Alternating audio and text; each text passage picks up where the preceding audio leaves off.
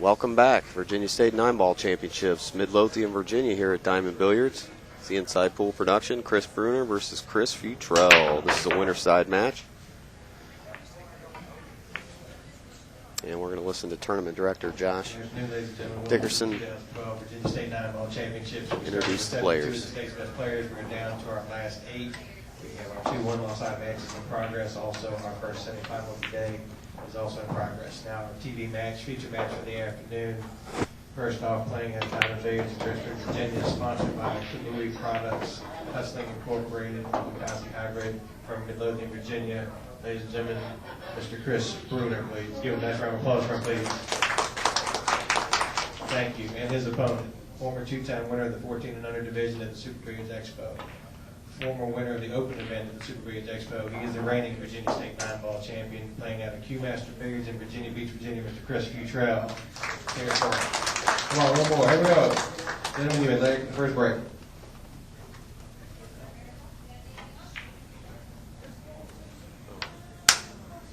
All right, and we're going to get this puppy going here. You going to join me or no? Just pop your head. Oops. All right, the lag goes off. It's okay. Fix that up.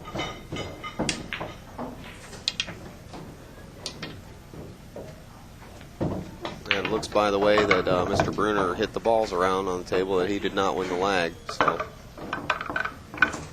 here we'll get this first rack underway. Be joined by Brandon Schuff. How are you, my good friend? What's up, Alvin? How you doing, buddy? Good, good. Here on the final days.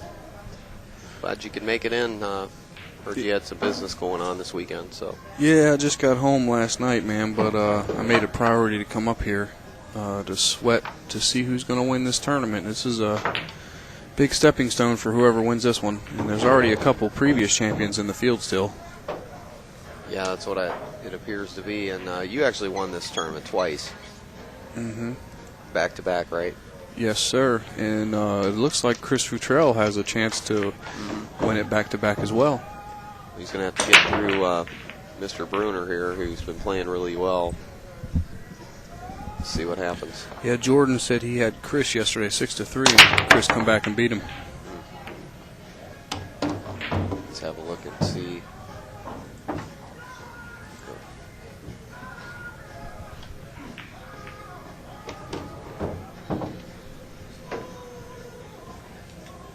Well, it should be fairly. It's going to be kind of funny getting on the 2, but he should be able to run down table with it. Off the one ball here. Yeah, he can either go with inside or jam it back straight up. It's probably best to just drift straight up to the center of the table and just take the cut. Looks like he's going to get funny. No, he's all right. Nice. Bumped a little bit, but that's okay.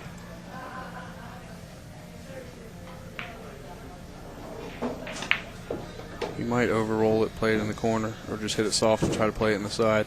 But the key shot here is going to be to carom on the 8 ball from the 4 ball if the 4 doesn't go past the 8. But you got to make sure you secure an easy shot after the carom, and usually those can be a little difficult.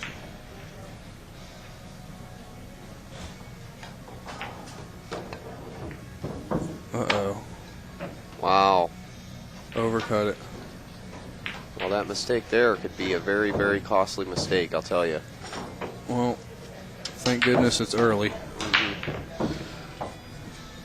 But then again, you know, sometimes late in the match is when you need some pressure, you know, to come with some difficult shots. And it's, you know, that's why it's a little easier to let up early, you know? Definitely. And see, that easy first shot for Chris was the key. If he would have had to come with a really hard shot, he may have missed it. But he had a given ball, which will get him in his groove. Easy little combo here. I just found out that they, well, I've been gone for about over a month, and I just realized it, and I forgot also that they had new felt put on the tables. Yeah, like yesterday. Oh, really? Like 10 minutes before we got here. No, Wow. I think Thursday they put felt on this table, so. Oh. now it's all coming together. I mean, so a lot of the shots are going to be actually a little easier than what they appear from what I'm used to. Hold on 1 second.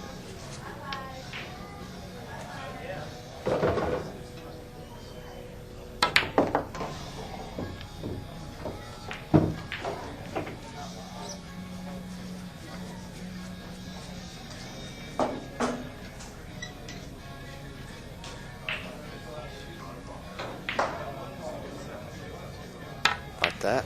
All right. Uh-oh. Wow, stood right up. Can't gave the rack away. Well, that was a little unfortunate there. That's just one of the problems of being inside your own head. You know, you start to, it takes a millisecond. That's all it takes. You know, Well, one little negative thought in a millisecond. Absolutely.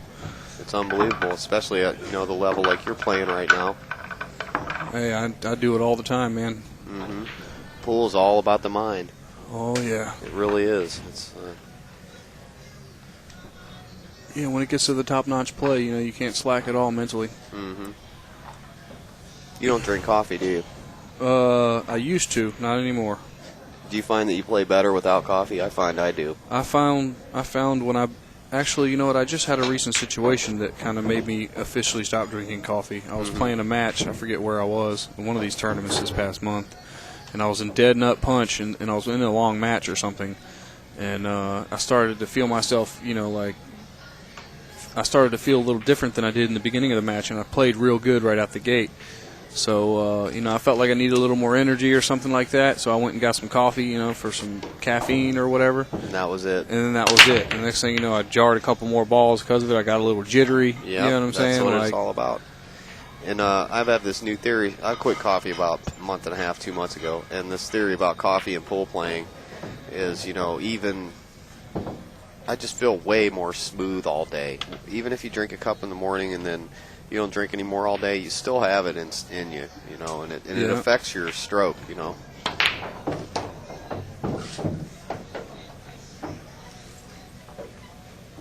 Yeah, too much caffeine is no good. I mean, honestly, I don't even think anything's good with caffeine.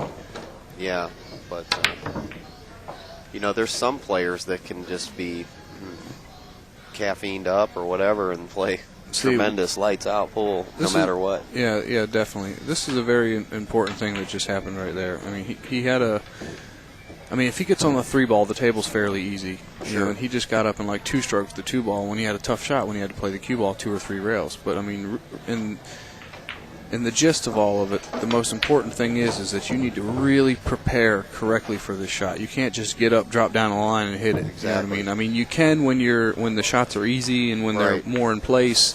But when you need to really come with a shot, you got to gather yourself and slow down and something like that. And that didn't look like that's what Chris was doing. You know what I'm saying? Like he's it seems like he's not knowing what to expect from himself right now. So he's just kind of just firing away, which is okay because you can show a lot of heart and just fire away. Yeah. But sometimes you need to slow down. You know what I mean? Oh, you definitely you have to have a good balance of impulse, but then sane thinking at the same time. You can't let your emotions get out of control. Exactly. You're excited out there and you really. Yeah, I like the way you put that. A good amount of wait. What'd you say? Impulse? What? You just can't you can't let your impulses, your emotions run the show. Yeah, the way you said it was perfect, though. I forget how you said it. But, it's just, look at Raul Souquet, man.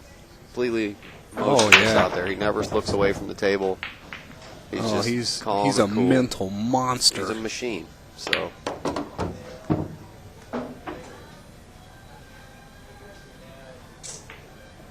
That's probably blinking.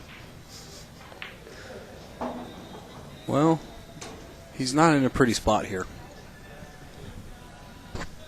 If the 7 goes past the 9, which I'm pretty sure it does, he should be all right. But still, nobody likes firing this ball in from the rail. Yeah, I think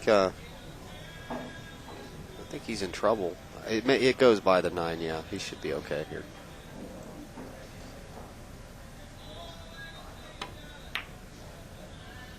Beauty. See, he focused real hard right there. Now he's got a real tough shot. He knows it too.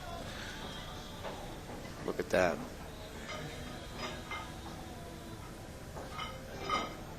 These are the hardest kind of shots because you can't see the angle.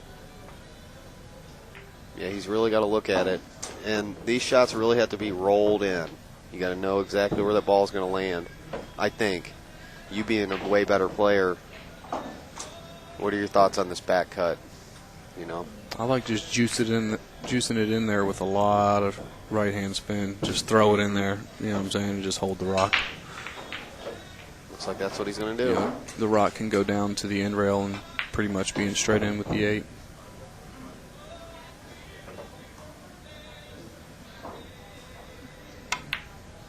Nice. Boy, he barely made it, but he did make it. Yeah. I'll tell you what, Chris never stops impressing me. Every time I watch him play, he's just so solid.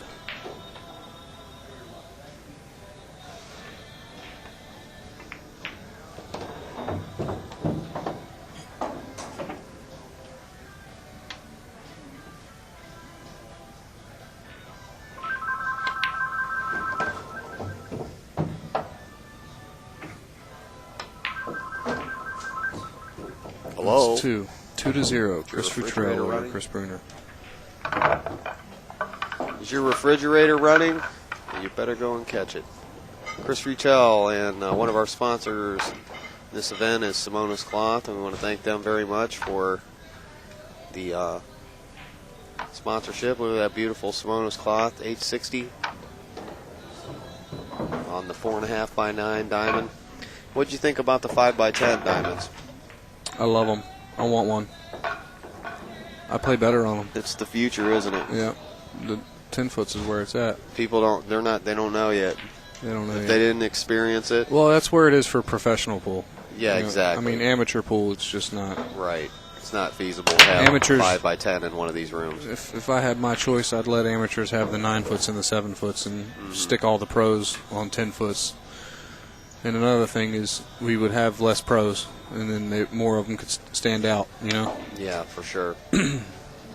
But with Or less popularity pro of pool, speed playing, I'm sorry. Yeah. I could have quoted that better. Well, there's a lot of new viewers coming in through the Ustream. Thanks very much to Ustream for helping us out. And we're simulcasting, I believe, on YouTube as well, live. And we have the iPhone website. You can use your iPhone to watch this.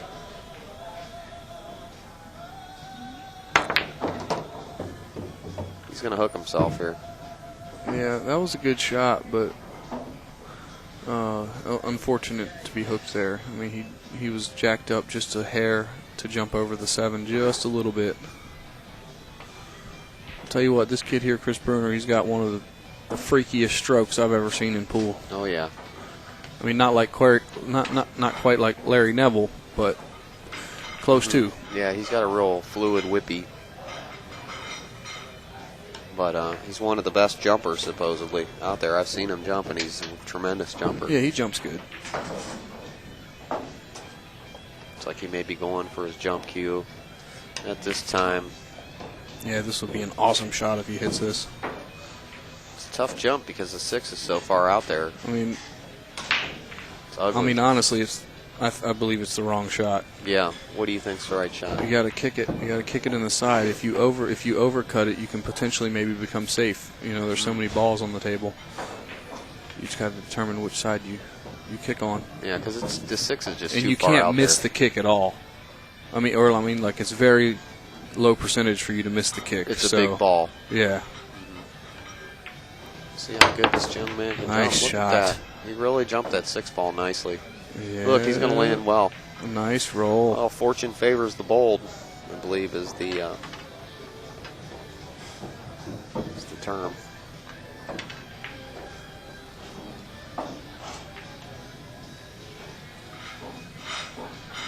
Well, who's your favorite to win the tournament, Alvin?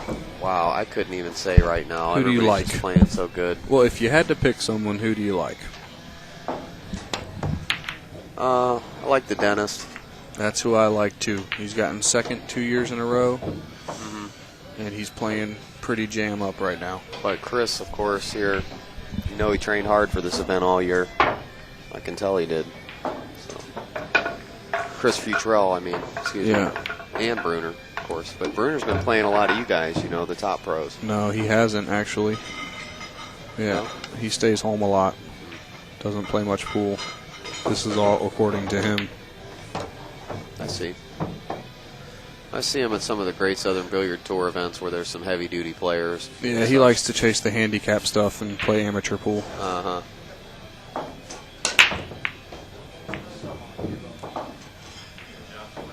Yep, he's not ready for major leagues yet. Well, I always thought he was, but apparently he never thought so. Yeah, there's some players like that. I know a few of them that are... They just don't have that mindset yet, Yeah, I'm talking about players that give him the 6 ball that, have no business being in I know. amateur pool at all.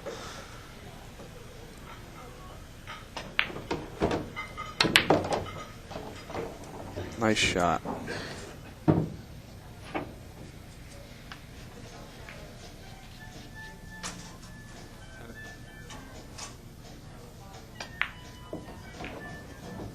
Yeah.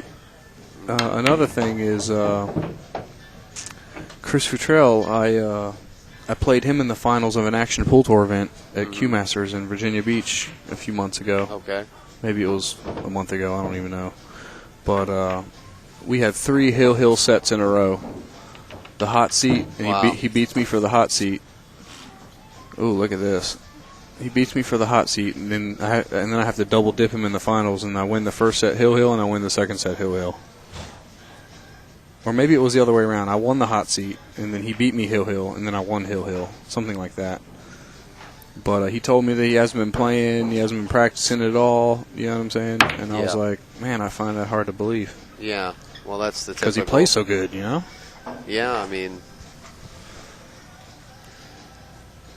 some people can just step right back into it. It's amazing how good I these kids can't. play, and imagine if they, really dedicated themselves. You know what I mean? Sure. It's kind of scary thinking about it. Yeah, they'd be up there with you guys. Yeah, for possibly the even stakes. better. You never even know. You never know.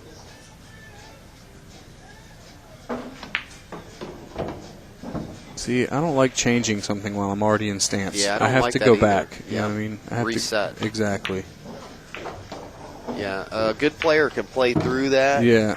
Most of the time. Most of the time, But yeah. what it does is, if you're on you'll lose shape slowly. Exactly. One of the little mistakes early in the rack. Yeah, that. it grows on you. The more you do it, the more comfortable you get, and then you start missing balls and not realizing what it is, or something like that.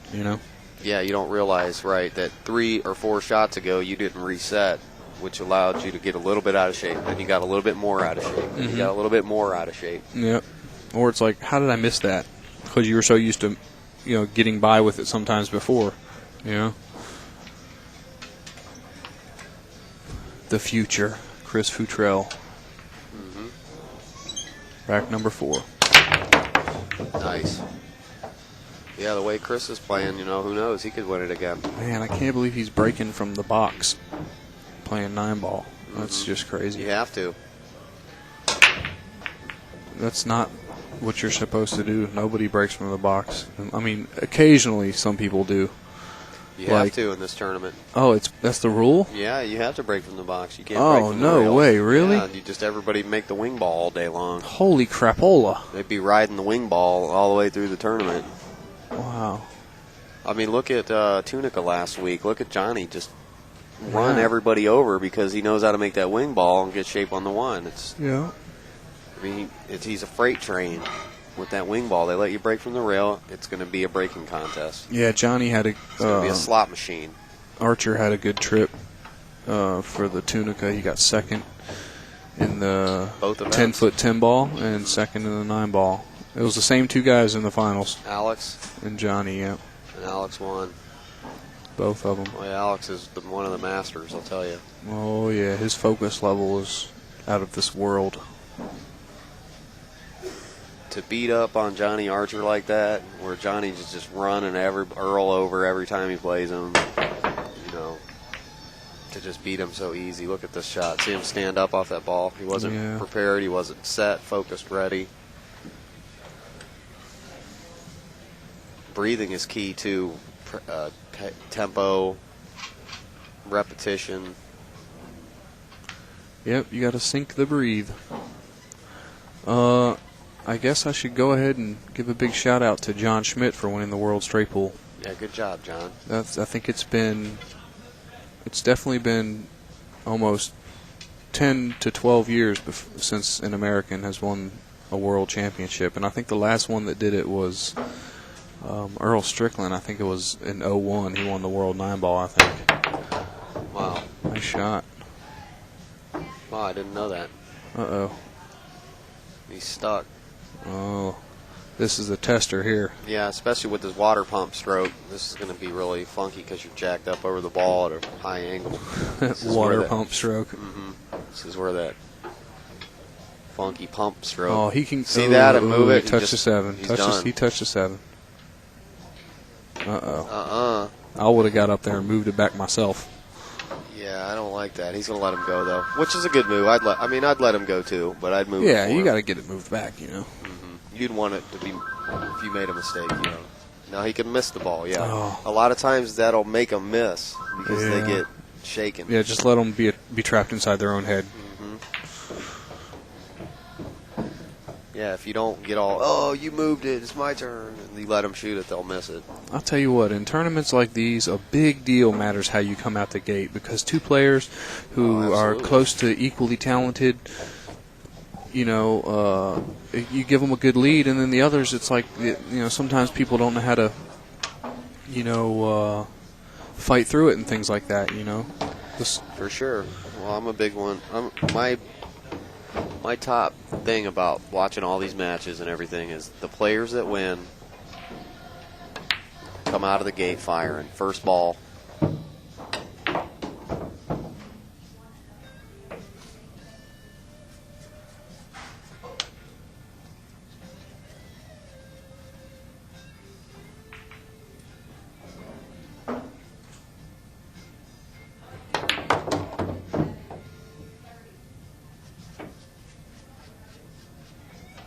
InsidePool.tv.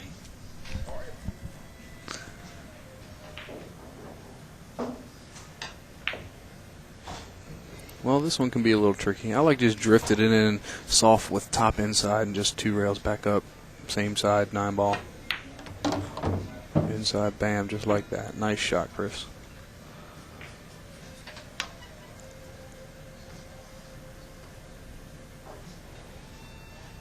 Healthy little crowd here today, I've noticed. Yeah. Everybody surrounded the TV table here for this match. I think Chris's mom showed up. There she is in the background there. Yeah, she actually placed top female in this event. Really? Sherry Bruner, yeah. Chris Futrell's mom's here, too. Yeah. Showed up to watch him play. I wonder what the scores are of Mastermaker and Kressel and Dave Hunt and Eric Moore. Maybe we can get someone to go check the scores for us so we can give everybody an update. Brian, I think, will take care of it. Cool.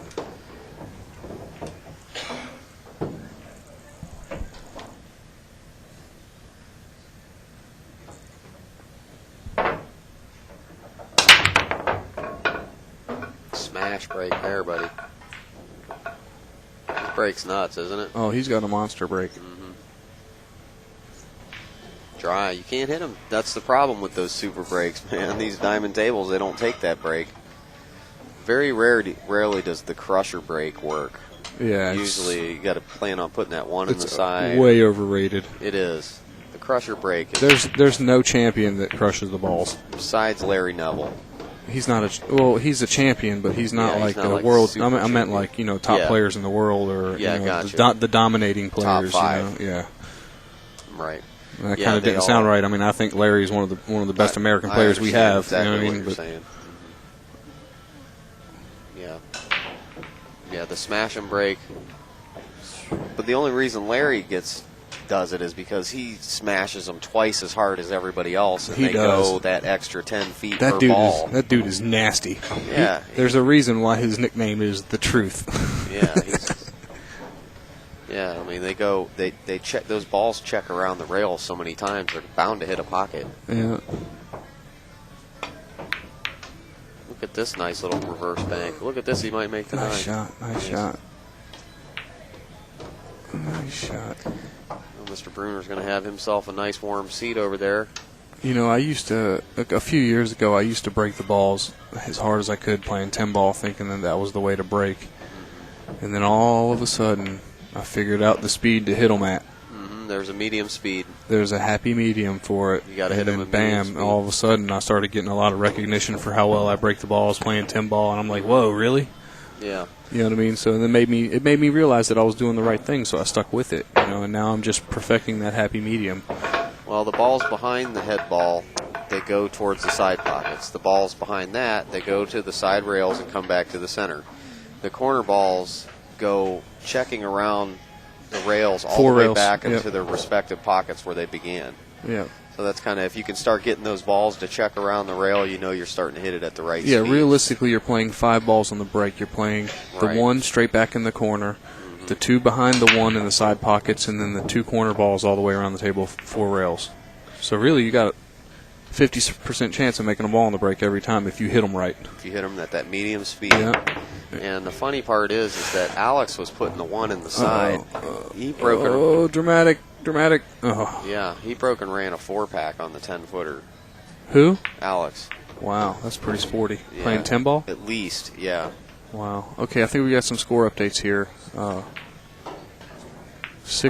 Mastermaker over Crissell. And that's all we got.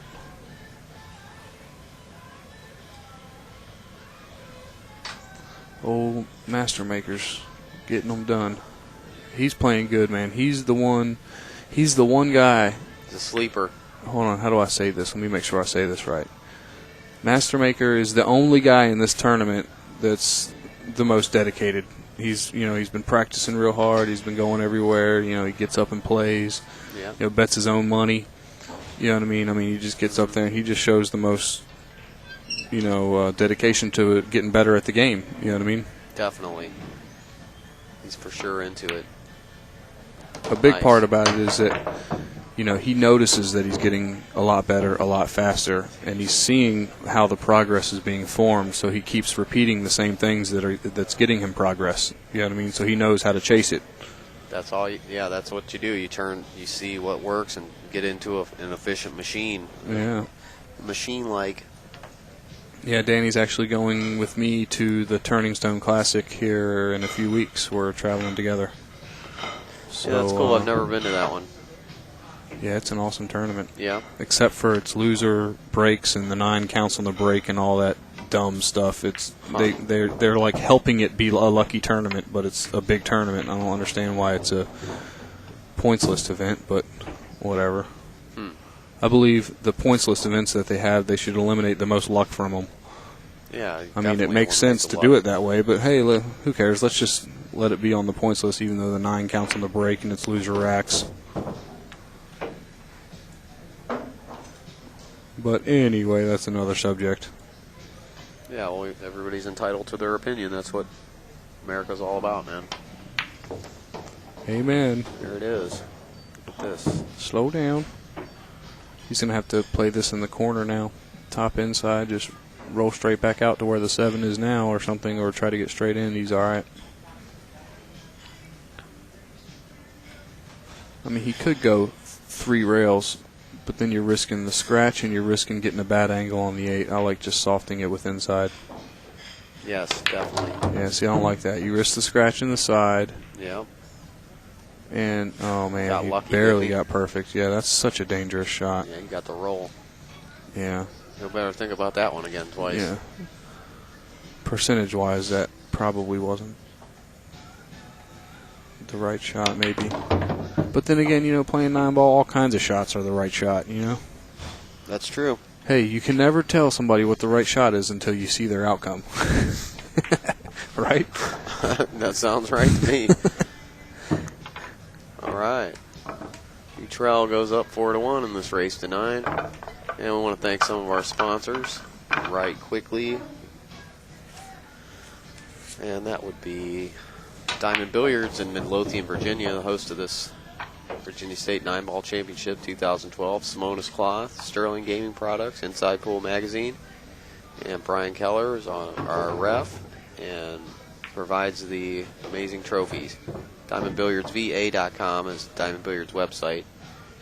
Diamond Billiards VA is also the Ustream channel where they do the big rack once a week. Friday nights. Friday night, 11 p.m. Eastern Standard Time.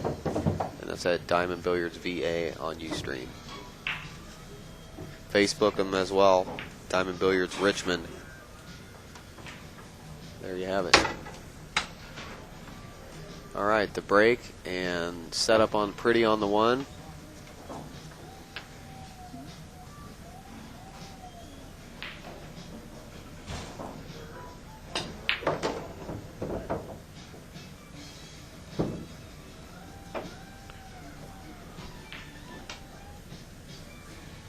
Well, So this looks pretty fairly simple here. I mean, the toughest shot looks like it might be 3 to the 5.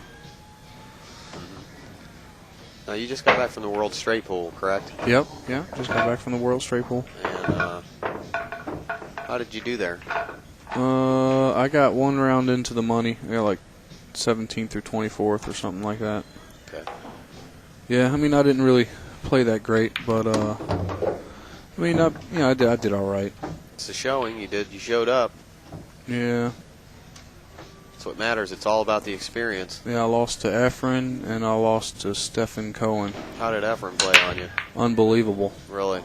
But then again, they only play as good as you let them play. I let them play good on me. There you go.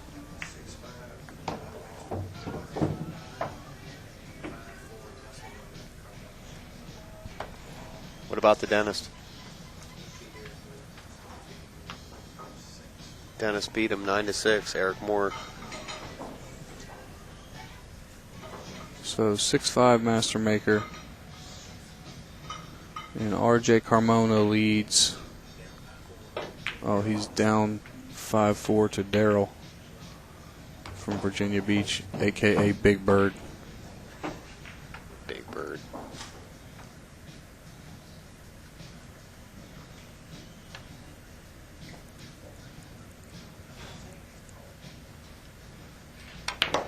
Yeah, I did. The best win I had of the tournament in the straight pool was against Max Eberly. Oh, yeah. I wasn't really expecting to beat him, but because he's playing that straight pool pretty good. Mm-hmm. But I had to beat him to advance into the money through my flight of players. So I don't know. I just went in there swinging. Yeah, that's the way. Yeah. And then I had to play Stephen Cohen to get to the top 16 single elimination, so I got a 7 o'clock match. I come in at 6:30 to practice, and I jump on the Brunswicks, and I run a 98 right out the gate practicing, and then I'm ready to start my match.